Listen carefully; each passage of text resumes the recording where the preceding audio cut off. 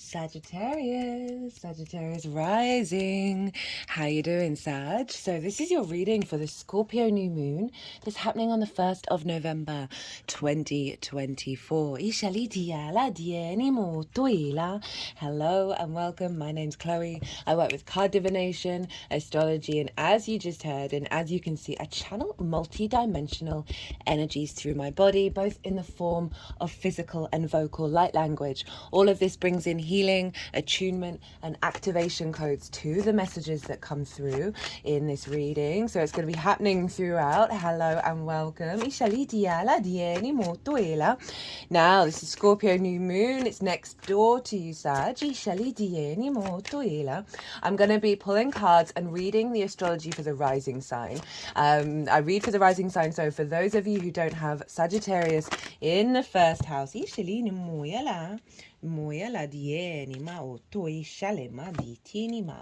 for those of you who do not have Sagittarius in the first house,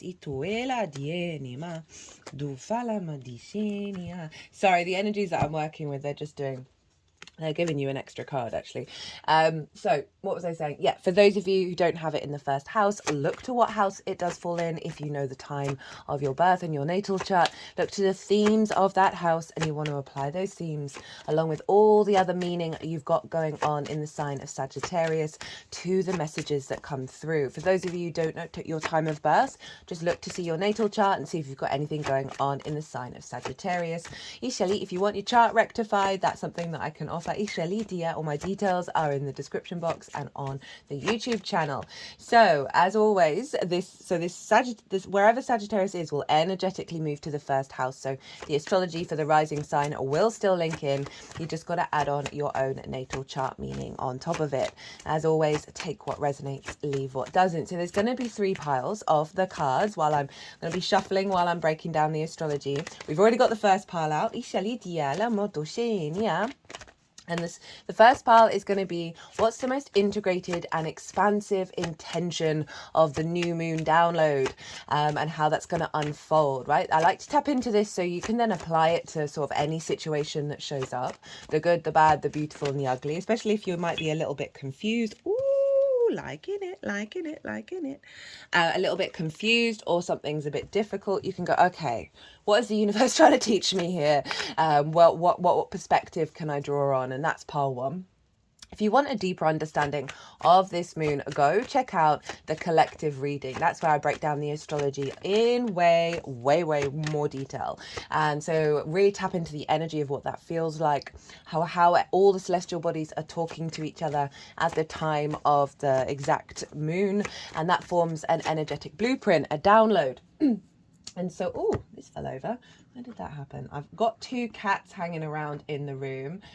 So just bear in mind with that one that there may be some scrabbling going on. They may even jump on the table, but I think they've both decided to go and climb onto a shelf in my cupboard that is almost impossible to get into. Typical cat behavior. Yeah, the collective reading, did a collective tarot reading as well as channeled messages. So all of that sort of gives you a deeper resonance of what the intention of the moon is, and gives you more understanding of all the players and how they're all working together. This all acts as the collective reading acts as a baseline for this reading. So you might want to pause, go watch that, come back here. Pile 2. Ooh.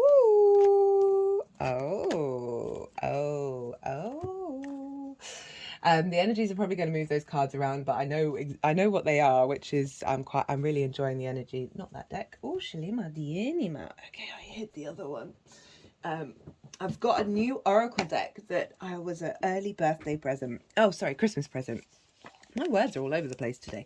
And I had to hide it last night because I bought it for my Scorpio friend. And it's so appropriate that she came over. And it's so appropriate for Scorpio. It's got a skull on it. Oh, are we zooming in and out? Okay, we're zooming in and out. There we go. A skull on it. It's kind of blunt on the cards, but in the book it's really expansive. So that kind of Scorpionic energy of like being pretty hardcore, but the intention behind it is to liberate. And there are going to be 3 cards from this deck, and this is oh, before, did I say this is how to work with it? This is the energy of how to amplify this, like the tools, the tricks, the perspectives we can draw on that can help us in this process over the next 6 months, because this is unfolding to the Scorpio full moon. Pile 3, this oracle deck, and this is linked into the fact that this new moon is happening the day after Halloween, the Day of the Dead, All Hallows Eve, SAMHAIN, right, which is the cross-quarter fire festival that happens between the equinoxes and the solstices, and this is all about the thinning of the veil. So we're going to have, and it's fascinating to me that this is happening during the balsamic phase, right, just before the new moon, which is when we release, when we purge, when we release that which doesn't serve us and compost that into the fertile ground in which we plant our new intentions with the new moon. And very powerfully linked into the dead, obviously the death card is the Scorpio card, so all in alignment of this big new reboot that we're having with this new moon. It's very powerful. So the 3 cards from this deck, the first one is going to be, what do your ancestors want to tell you? What's their message to you? The second one is, what does the unseen realm want to say? And the third is, what do the Fae want to say to you? And so this is, we're getting some wisdom come in. Some wisdom come in from the thinning of the veil. So let's get into the astrology. So where is this happening for you, my lovely Sagittarius risings? Well, it's behind you, it's next door, and this is in your 12th house, your hidden house, your house of mysteries. It's a bit of a difficult house and can be some difficult transits. You've obviously had Venus move through Scorpio, Mercury's at the tail end of Scorpio, now the sun is there. And so the 12th house, as I said, it's what's going on behind the scenes. It's the unconscious spaces, the hidden realms. It's very magical, but in those unconscious spaces are trauma responses and limiting beliefs. And this is why we get anxiety in here, we get depression, the sense of grief, loss, isolation, all of that good stuff that we often are then working through and figuring out with 12th house transit. So you've all been through that for a little while now with Venus and then Mercury and now the sun. But the cosmic troll of the universe is the fact made that the magic of your soul, your root soul power up energy is underneath all of that, right? Is what's behind the scenes. So this is the Scorpio intensity, that power dynamic of transformation, of being able to look into the darkness and stand very firmly in your protective energy, very loyal, also sort of very blunt, right? So that's parts of you that are maybe very, very personal to you that other people don't necessarily see, that the outside world doesn't necessarily see, because that 12th house can often be very difficult to integrate into the rest of the chart. Whenever I talk to anyone about astrology, I always recommend try and figure out ways unique to you of you bringing your 12th house into the rest of your chart. It can feel kind of out of reach, but also deeply personal. So you've got a brand new moon happening here. I love transits in the 12th, even though they're difficult, right? It's kind of like that clearing out of the unconscious realms, clearing out the clutter of everything that we've learned over the previous year since the last time the Sun, Mercury, Venus were there. And so we've got this new moon, this activation of a new cycle. Intentions to set here can be to elevate the magic of your soul, right? Your connection to it, to be able to bring it forth out into the world. This can be to really help soothe and cleanse and heal any anxiety or worries or fears that you may be having. Help you, if you want to do some shadow work, set the intention for the universe to reveal things that are stuck within your unconscious realms that no longer serve you, those trauma responses, those limiting beliefs, and have the strength and power to work with it.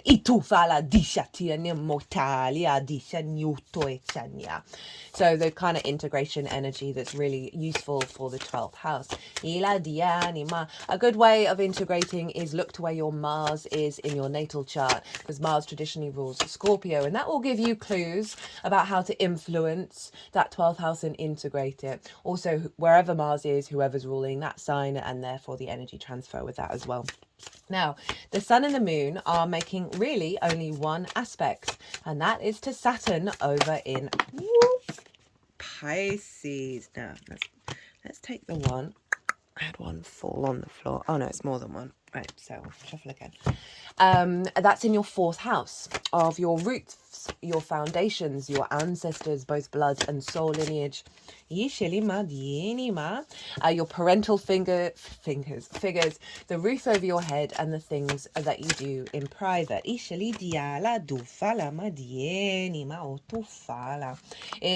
I like to envisage a tree in the natal chart, and the root system, the stem of the roots, comes from that fourth house, and we want a real strong root system in order for our tree to grow and expand in this lifetime. There can be a lot of trauma in the fourth, obviously, ancestors and parental figures, one way or another. There's something going on, and so Saturn's there. Saturn's retrograde. Saturn's been there for a while. Regulars have been talking a lot about how Saturn is realigning your foundations to serve you for the long term, right? It kind of brought restrictions, some responsibilities, some duties when it comes to the home, when it comes to parental figures or the ancestors. But overall, it's really deepening your maturity, your commitment, and your authority in your root system. Now, because it's retrograde, all of that is happening internally. You're recalibrating all the lessons that you've learned with Saturn being direct in the fourth, and when it goes direct again, that's all going to show and manifest out in the world, right? And it's trine the sun and the moon. A trine is an aspect of Jupiter. It's a free-flowing, harmonious aspect. It brings things together in order to elevate and expand. It brings wisdom and a knowing, and with that knowing comes a deep-rooted, integrated confidence that allows for flow, opportunities, abundance, generosity of spirit. So we have the very harmonious aspect of a trine with Saturn, who can be a bit difficult. I understand the process in which you are difficult, and it serves us in the long term. I mean no disrespect. And it's trining the sun and the moon. So there's this level of, especially any trauma responses and limiting beliefs, love languages that we learn from our parental figures, things that we've taken on from our ancestors. All the whole back of my body is sort of like doing weird things, and that's often the past, where the back chakras are.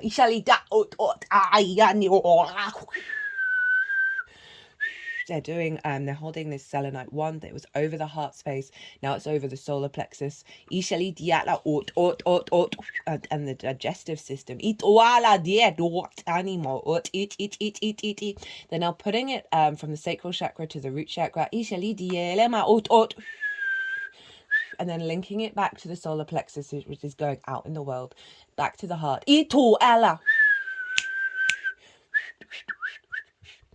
So as I was saying, we learn certain love languages, we learn certain behavior mechanisms that then get imprinted in our unconscious spaces, right? The 12th house, that then affect our behavior and the way we go out in the world. So I can see a real, a release and a boost around your tapping into your frequency and not that of which you've been conditioned, and therefore pulling back the layers of the unconscious realms that allows you to access the magic of your soul with a clearer channel.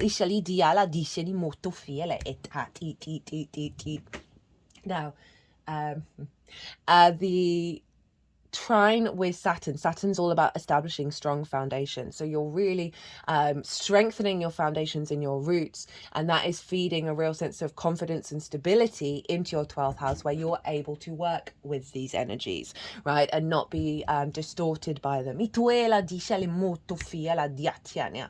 the only other thing that's kind of going on that's influencing the moon, other than what's going on with Mars, is Mercury is also in the sign of Scorpio. It's at 28 degrees. It's going to leave soon.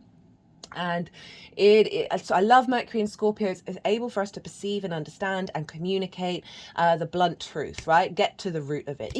Scorpio goes into the darkness and it uncovers the truth. I talk a lot more about the Scorpio energy in the collective reading if you're not so sure about it. But that Mercury is, especially in the 12th, is inspiration, ideas, understanding of why those trauma responses are, a deeper understanding of anxiety, depression, loss, grief, a deeper connection and clues and connection through communication, through the information you may be gathering, the downloads that you're getting from the magic of your soul. Everything I'm talking about is locked in for the next 6 months. This is a new moon, so it's unfolding over those 6 months. So Mercury's influencing the sun and the moon with this of a heightened level of perception, right? Yeah, and seeing the truth. The last couple of oracle readings, I always pull these oracle cards before doing any transit, but it's always the last reading that I do. The last couple of ones, the messages have been pretty hardcore, and this is because we've shifted timelines and we're now adjusting to the new tools. Not new, they've always been there, but our awareness in this lifetime is becoming more conscious of these tools, of the magical reality that we're now working with. And this means the understanding of the light and the dark are all tools, right? Having more balanced about it, not being knocked off our perch, not being distorted in the same way, where we now have the courage, the strength to work with both the light and the dark. And that doesn't mean lots of bad things are going to happen. It just simply means our perspective around these things becomes into a state of neutrality rather than a state of conflict, which means we're constantly in a state of abundance.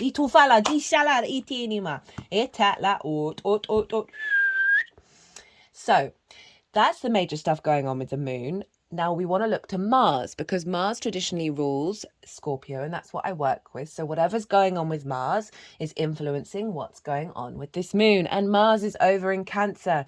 So this means all the water signs are activated with this new moon.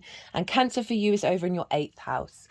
This is about the outside world's resources. This is about the exchange. And so in terms of the resources, this is like mortgages, loans, car insurance, debt that you owe or that is owed to you, inheritance, both 3D and cosmic inheritance, as well as bonuses and commissions. So that's kind of like the physicality of it all. It's dealing with the resources of the outside world, as well as more one-off chunks of money. But it is genuinely with Mars moving through there, as Mars has been there for a while. It's going to retrograde in Leo and head back into Cancer. So we've got a long time with this energy of you taking more action out in the world, utilizing the resources, being more in your flow state in the outside world, and also in your relationship dynamics. You want to watch your motivation, your drive, and your action, right? Your impulse. Where is there conflict? What unresolved issue is that revealing? Because the moon and Mars are in mutual reception. They're in each other's realms. And so they're basically on psychic hotline with each other. They're facilitating each other's experiences and supporting each other. So you're going to really observe over the next 6 months, what are your actions telling you that's hidden in the unconscious realms, that's revealing things from the unconscious realms, whether that be conditioning or the magic of your soul. The other, it's a very magical house, the 8th, so is the 12th, so is the 4th. All your like high magic, and when I say high, I just mean like the energy of the magic flows more easily in those 3 houses. There's magic in all of the houses, but this is your power is water, right? So this is it's that flow state, that sense of connecting to your emotional body, which can be difficult because part of it's hidden from you, that Scorpio energy, but it's all the fire risings have that. Anyway, back to the 8th. The 8th is also about the exchange between anything other than you and with everything else. So this is about relationship dynamics, giving and receiving, time, money, energy, intimacy, ideas. This is the lens in which it comes through. It's also, as I said, a very psychic house because it's your relationship with Source. You're working with the resources of Source. So that's when Mars moves through there, that you've got more flow and intuition around your motivation and action in regards to relationship dynamics and resources and how to work with them. And so this new moon is activating a cycle. Remember, I talked about love languages. Now that can be applied to anything. In the 8th house, we can get scarcity complexes, codependency, giving too much, taking too much. And so that's your love language with the outside world. Are you worthy to receive? Are you only worthy if you give? All those sorts of things. Or did you feel so deprived that all you do is take? These are the kind of love languages that we can learn in our early years. As I said, from parental figures, from ancestors. Saturn is making sure that we are stepping into a new frequency that serves us for the long term, 30 years. Not going to be in Pisces for another 30 years. And so that Mars energy is trining Mercury over in Scorpio, and they are both trining Neptune in Pisces, who is also retrograde. Now, this is one of many grand water trines that we've had recently. We had Mars, Venus, Saturn, Mars, Venus, Neptune. Now we have Mars, Mercury, Neptune. And so this is a real powerhouse that we've been going through with the water in our lives, with the memory that water stores in our bodies, of doing deep cleansing, deep purging with all of that, finding the wisdom and understanding of why those wounds are there, why that energy, that emotional body may be distorted, and then elevating through that transmutation of that. We are now elevating, so our intuitive body, our emotional body, our flow state is more aligned with this magical reality. And that's linked into Neptune being retrograde, because that retrograde for me is all about pulling back the veil. This is the collective understanding, pulling back the veil that we do not live in a magical reality, that miracles aren't for everyone. Miracles don't even exist. Abundance isn't for everyone. It's not possible. We live in this survival fear mindset. Neptune retrograde is pulling back that illusion, and it's been activated with this groundwater trine of more abundance, more flow, more opportunities in regards to our water body, our embodiment of that, being more attuned to that frequency, so our emotional body isn't pulling us back down into the denser matrix. Now, in terms for you of your 4th, 12th and 8th, this is pulling back the veil of illusions, distortions of your home, and what that means to you, what safety means to you, what your root system is really capable of.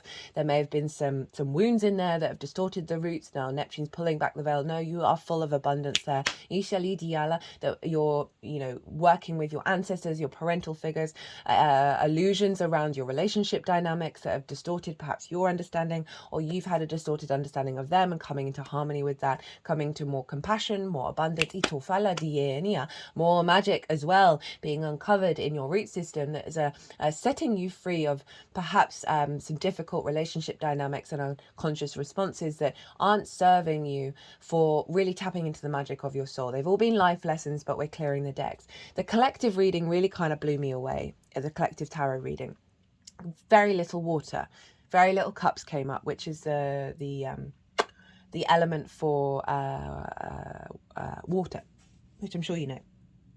In fact, it was all pentacles, predominantly all pentacles. And this is because what's happening here with this fixed water energy of Scorpio, very loyal but also very stubborn, that we are releasing some fixed energy in our emotional body that has blocked the abundance, right? Scorpio can be a bit paranoid. Again, I talk about this in the collective reading. We're releasing that. We're releasing a layer of that is then allowing us to then build in the 3D from a place of abundance.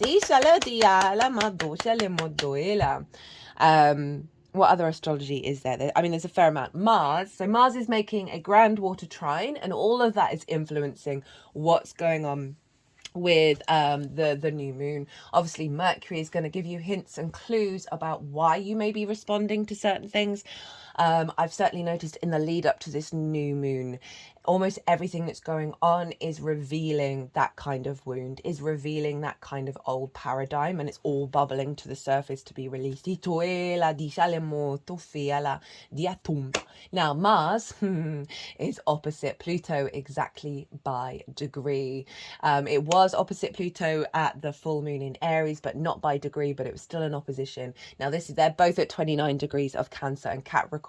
Capricorn for you is in your 2nd house of your resources, your skills, your tools you have in order to manifest and bring in regular income, the things that you value, and most importantly, how you value yourself. Because if you don't value yourself truly, madly, deeply, then you may value things that then recreate the distortion of how you value yourself, as well as you not being able to fully embrace the wonder of your skills and tools and really be very confident about it, right? So Pluto is doing its final run in the sign of Capricorn. I cannot recommend enough the Pluto and Capricorn transit series that I've done, particularly the oracle reading, because Pluto is making harmonious aspects to Neptune and Uranus. And they're all in yin signs, and then they're all going to move into yang signs together and do the very same thing. This is in a nutshell, and I expand on the yin side of it in that Pluto in Capricorn oracle reading. A transformation of our archetypal big collective understanding of reality and how to work with the magic of our unique souls, right? That we're laying down the foundations of that, and we're living at quite a phenomenal time that we are embracing this more and more. The collective consciousness is waking up to it more and more and more and more. Now, so there's some big stuff going on. So Pluto's in your second house. It may have brought up fears about money, your resources, your skills, your sense of value, obsession, possession, control, distorted power dynamics, right? And all in order for it to be transmuted, right? And really allow you to step into your power, into your rooted magnetism, where you're able to transform and draw towards you that which serves your root energy. Now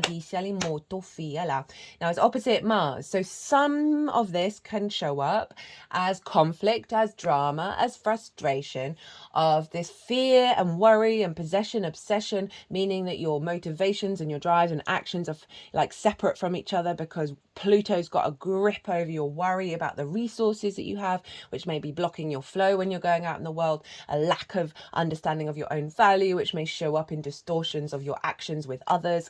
That can be some of the energy, because Pluto and Mars are pretty, they can, there's a lot of intense energy there. In fact, one of the cards that came up in the Aries full moon that was very much linked into that dynamic and how we're moving through it showed up, is also come in this reading.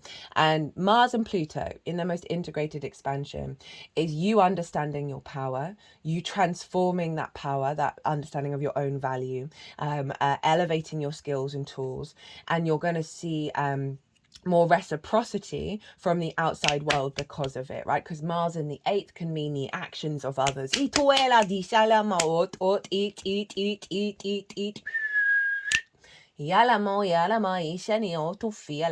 I can also see this as sort of an upgrade of your resources, your personal resources, perhaps a pay rise that's leading to, then perhaps being able to get the next loan or the next project started by getting the resources that you need from the outside world in regards to then doing further elevation.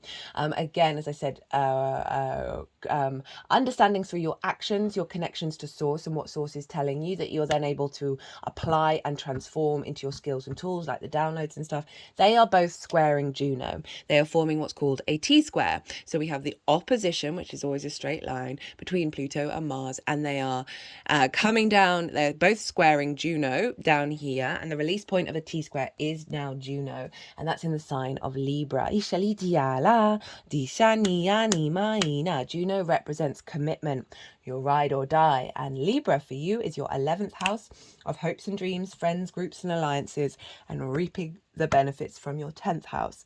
So there's a funnel here around your hopes and dreams, your commitment to that, your commitment to being yourself and being able to connect to people, bigger groups, soul family, a commitment to your frequency that's elevating your capacity to receive benefits from your 10th house, because so often that gets blocked because we don't think we have innate value enough to receive, and we have always got to be giving.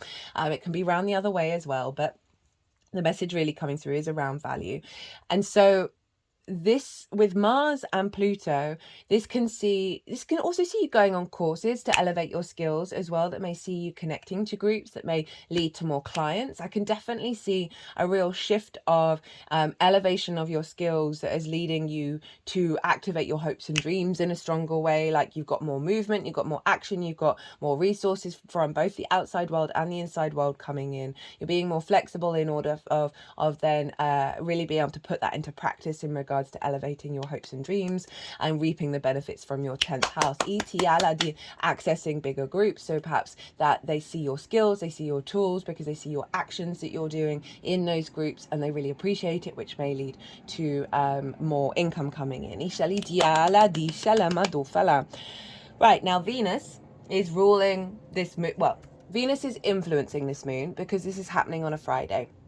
Mars and the moon are ruling the whole chart, but because this is happening on a Friday, which is Venus's day, wherever Venus is influencing what's going on, and she's in your sign, Sag, along with Pallas Athena, who's an asteroid who represents embodied wisdom and strategy, long-term thinking. And so what I really love about this for all of us is Venus in the first. You're feeling good about yourself, you're probably glowing a bit at the moment, Sag. There's a sense of deeper love for self, a deeper harmony within your body, with your embodiment of self. You're moving with more ease, more grace, more confidence. She's influencing that. So she's influencing this hidden house, this 12th house, with long-term strategy of like, that whatever's being revealed in the 12th, you're going to be able to embody it. and it's going to serve you. Whatever's being cleared out is serving your full evolutionary growth of self and embodiment that you're then going to see the results of that serve you in the long term. So I really like that energy for you, Sag. Diana. Right, let's get into the tarot. So the energies that I work with, I remember you got an extra card. They are going, they don't want to move that. Oh my god. They didn't want to move any of those cards. Right, so the most integrated and expansive intention for your 12th house new moon, fresh new energy coming in regards to those unconscious realms, the difficulties and the magic of your soul. We have the Four of Pentacles, the Fool, the Seven of Wands in reverse, the Page of Pentacles, and the Knight of Pentacles. Now, I told you in the collective reading, mostly Pentacles, and now it's showing up. And that's that Pluto energy as well of the building at the 29 degrees. Love the Four of Pentacles. Love it so much. This is all about you being in your power, in your sovereign energy. I always feel a protective shield over this. The Pentacles are on the crown, heart, and feet chakra. That's the symbol for Venus. She wants you to feel good in the 3D world. But there is this element of a force field, right? Because everything's so clear, of no distortions getting in from the outside world.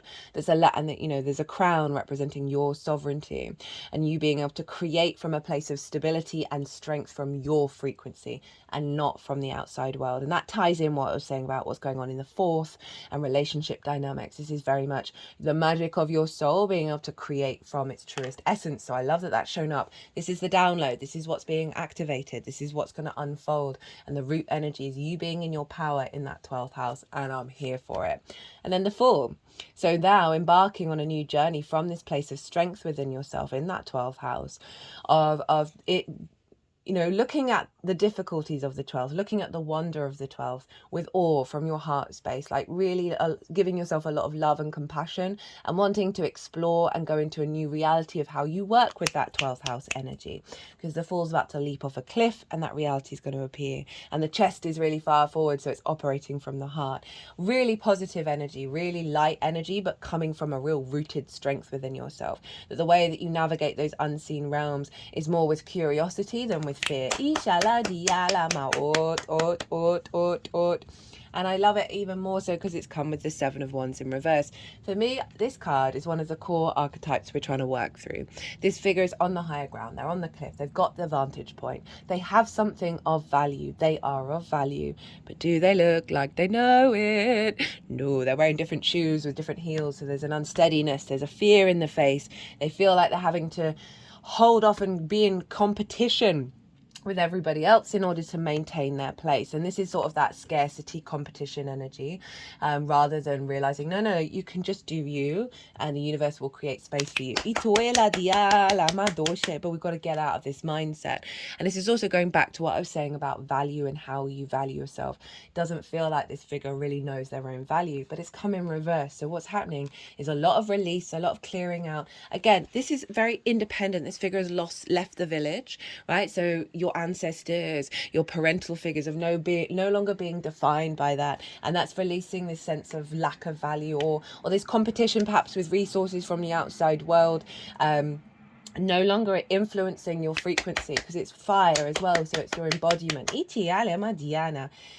Page of Pentacles, Knight of Pentacles, getting messages, getting clues, getting more information coming through from the magic of your soul of how to build in the 3D, right? How to really elevate. A new way of communicating in your 12th. Pages have just got into the court. They're so excitable. They want to talk to everyone. They want to learn everything, and I love it when they show up.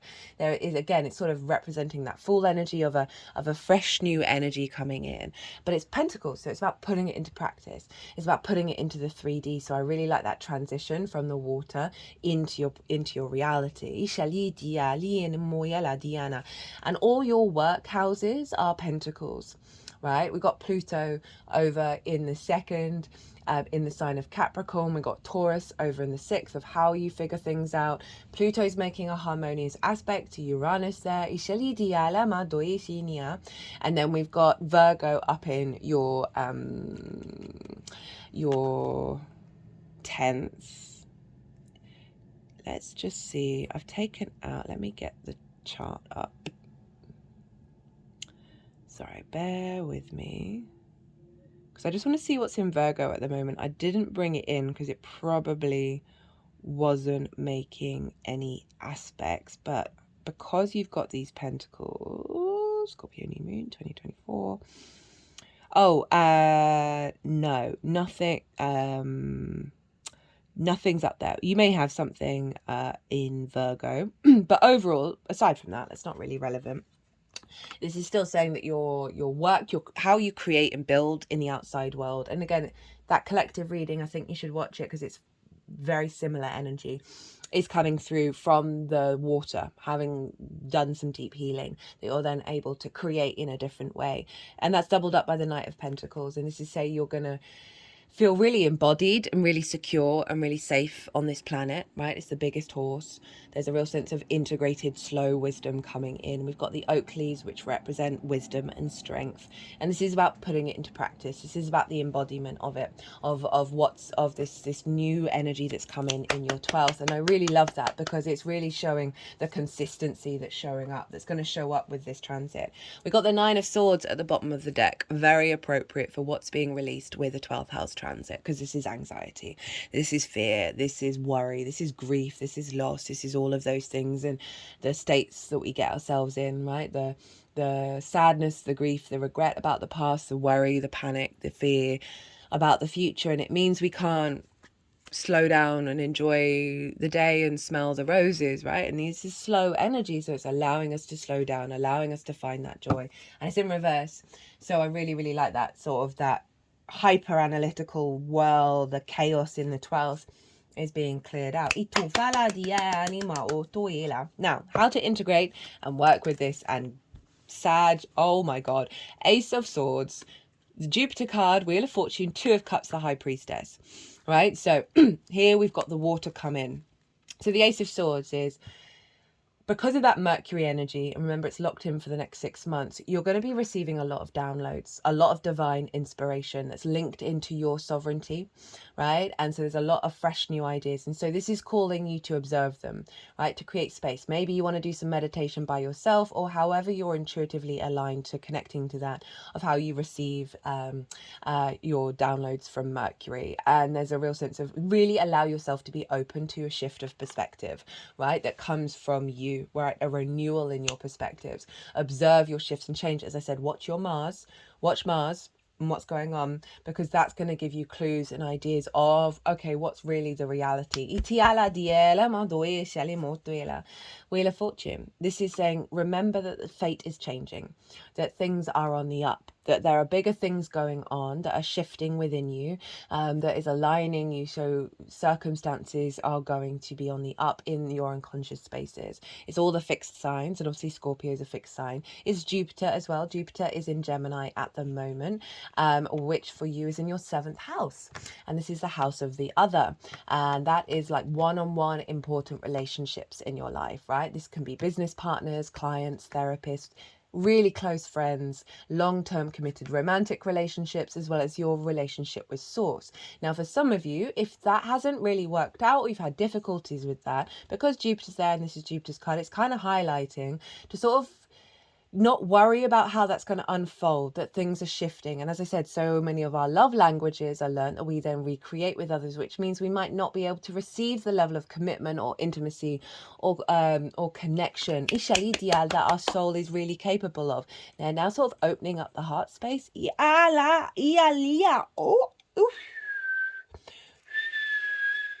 got a chakra bracelet at the moment, and they're just sort of moving the crystal stones around the heart. So, as I said, for some of you, it's like a release of those distortions that is then allowing fate to come in and bring in those that, you know, you want to co-create with.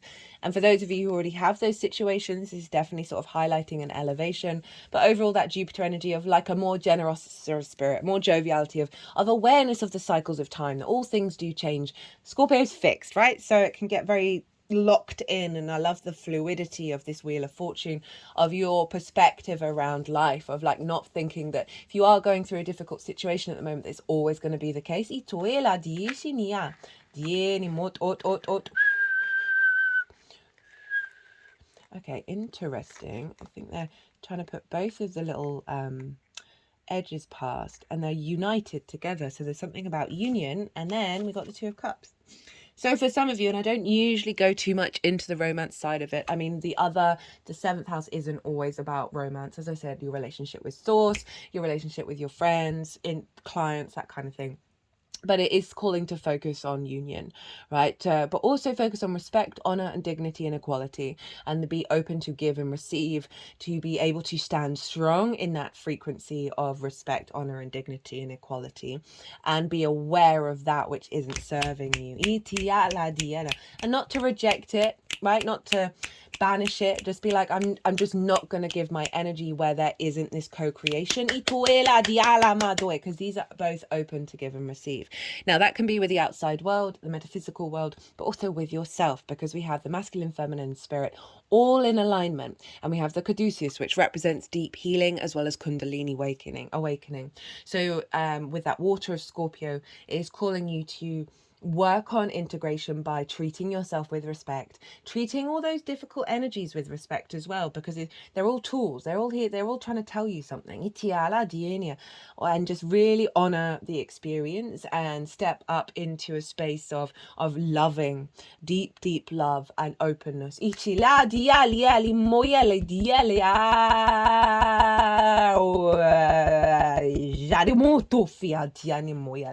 It at ot. They're now putting it over the heart again.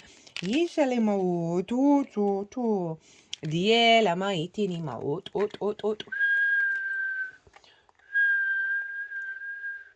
Dianima. And then we have the High Priestess.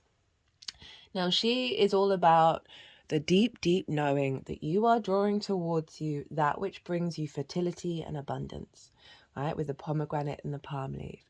She's not worried. She's not planning. She's not like a meerkat looking out. Did I do the right thing? Did I make the right choice? She has a deep fundamental knowing that things are coming towards her. And this is the energy that you want to work with, right? Rather than the anxiety and the fear, this deep serenity, this deep power of the divine feminine here with the High Priestess. This is the Moon's card. So this is calling you, tend to your needs, tend to your nourishment. Focus on that, and then things will unfold.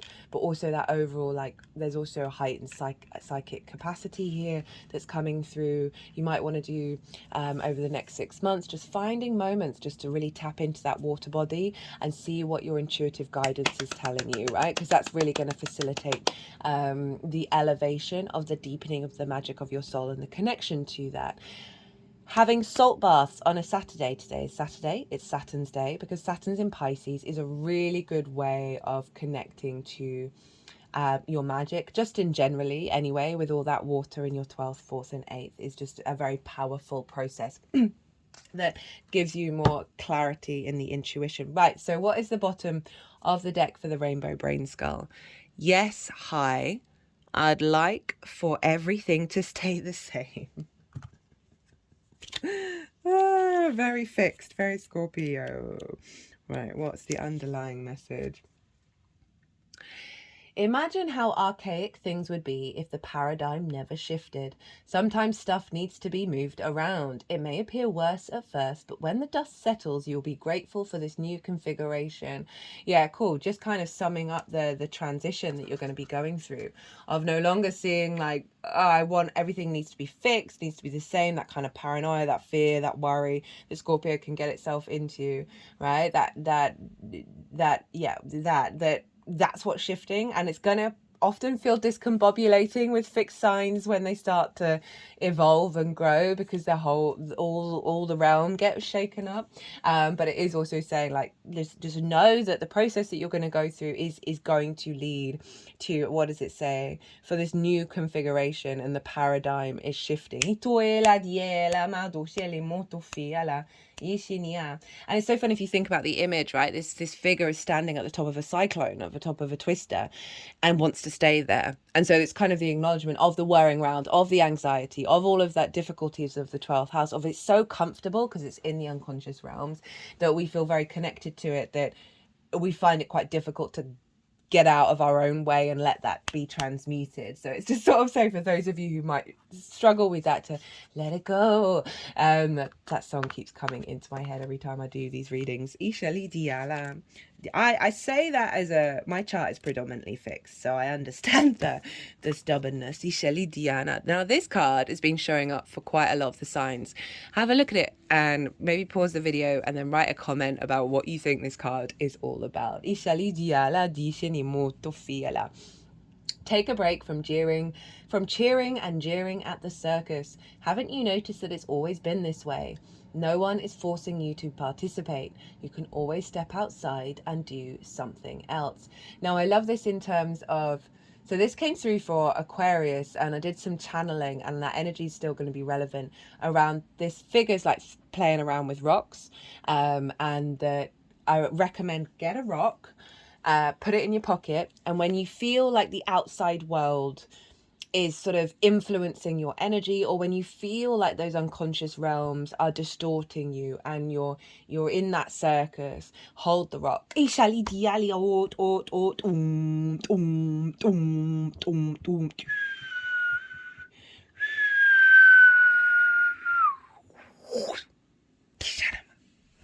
Doing a lot of work over the heart space, not the heart chakra. Get out of your own head in order to get back into your own head, because a lot of us have conditioning from the outside world, right? That's the 8th house of the outside world's resources, and that can be conditioning. Juno over in the 11th with friends, groups and alliances can be about groupthink.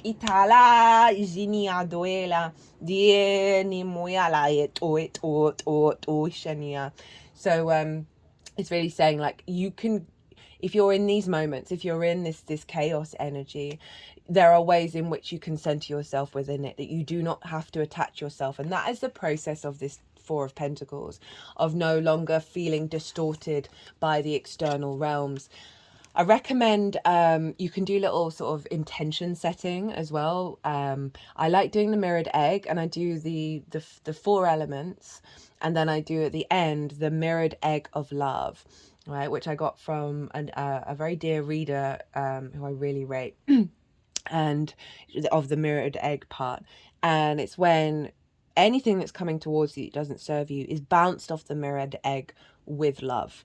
Now, I added the inside, right? And so put the mirror on the inside of the egg as well. So any negativity coming from you gets bounced off with love, right? And the love bounces back. So that may be something you want to do when you go to sleep, when you wake up, when you go out. Totally up to you if you feel so inclined. What does the unseen realm overall want to say to you? Jumping is scary. Staying frozen is scarier. Similar vibe. Similar message coming in.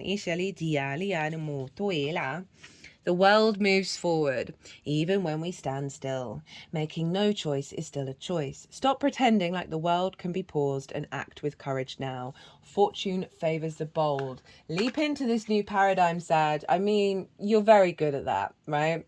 But you're doing it in a space that's fixed, okay? So there's a real sense of bring that Sagittarius energy where Venus is, of your capacity to be mutable and changeable and adapt and try the new. Now, what do the Fae want to say to you? Yeah, I guess I do stuff, but I don't feel like an actual thing yet. It's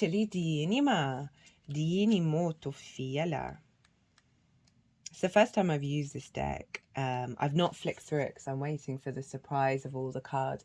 Quite a few, all of these cards, apart from this one, all these 3 have shown up for other, there's been a lot of repeating cards, which always fascinates me. If you felt fully formed, wouldn't the game be over? Many of the greats struggle with imposter syndrome, while amateurs are brimming with confidence. Take it as a good sign that you don't feel like an actual thing yet. It probably means you are one. So yeah, that's kind of letting you just breathe. Just breathe with where you're at, and taking the relief, like the worry away that you're an imposter, which is gonna take you out of a fear state and allow you to unfold in your own way, right?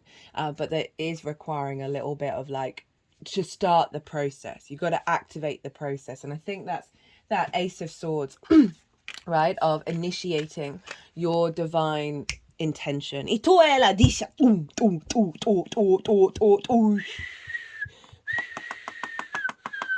Now they've put this crystal, this selenite wand, on this oracle card, which I will be doing an oracle reading.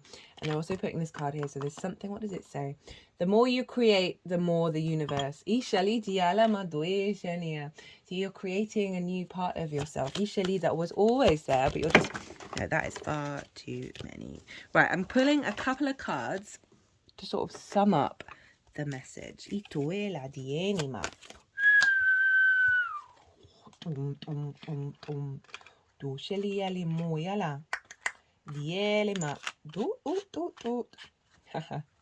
know if you can see that.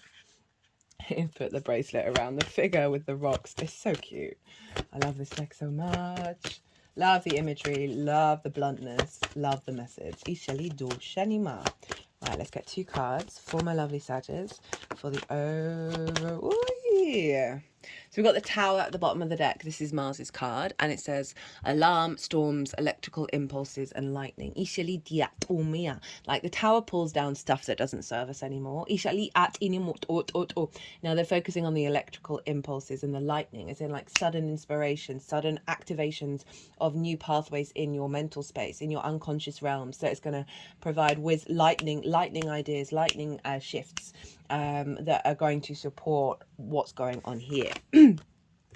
Right, we have conspiracy, truths, the value of theory, hanged man, crossroads, transitions, turning points, decisions, right? New perspective.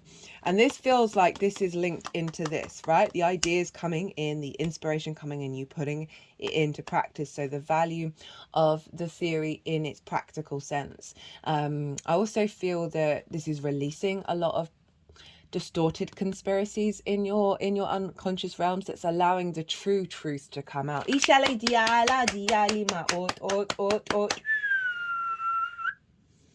Well, Sag, I hope you enjoyed this reading. I hope it resonated. All a bit longer than usual.